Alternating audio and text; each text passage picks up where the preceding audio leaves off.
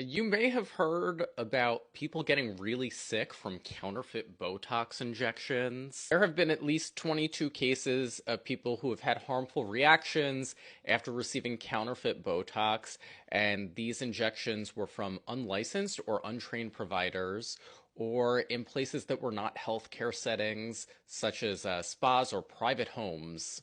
This, according to the CDC. 11 of these people were hospitalized. Nobody died, though. In addition to that, the CDC has also described the first known cases of HIV transmitted by vampire facials. This is a procedure in which they do microneedling and then they distribute platelet rich plasma, which is a substance that you get from drawing a person's own blood and taking a part of it that's rich in growth factors out and putting it back on the skin. These people who were infected with HIV from these vampire facials got them at a New Mexico spa. When the CDC investigated these cases, they found that the spa didn't have any of the appropriate licenses. The people who were performing these procedures were not qualified to do them. They reportedly found a rack of unlabeled tubes of blood on a kitchen counter, as well as in a kitchen refrigerator next to food and injectables like lidocaine, and then more unwrapped syringes in drawers on counters and discarded in trash cans, which they're not supposed to be there. They're supposed to be in sharps containers.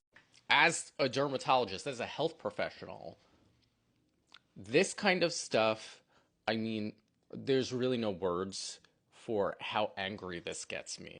A lot of people think that cosmetic dermatology is all like fun, or doing it is like, I don't know, being a hairdresser or something where you could just kind of teach yourself.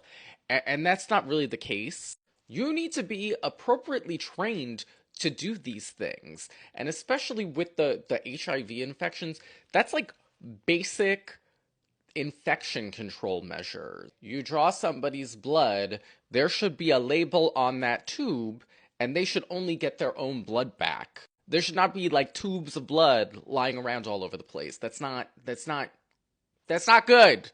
These are medical procedures. They need to be taken seriously.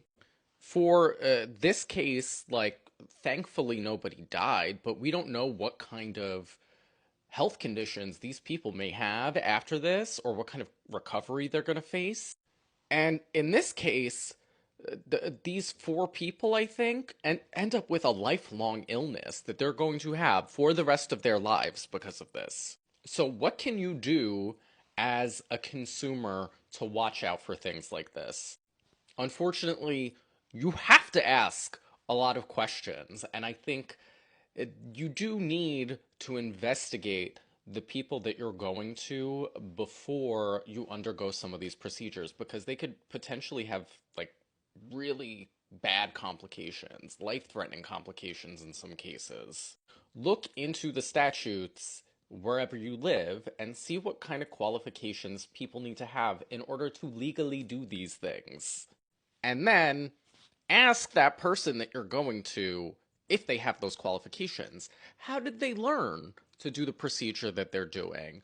How many of them have they done? What kind of experience do they have? How long have they been practicing? Who trained them? You can ask these questions, and you're entitled to the answers. And if you're somebody who's one of these providers, I seriously suggest that you stop doing this stuff if you are not qualified for it.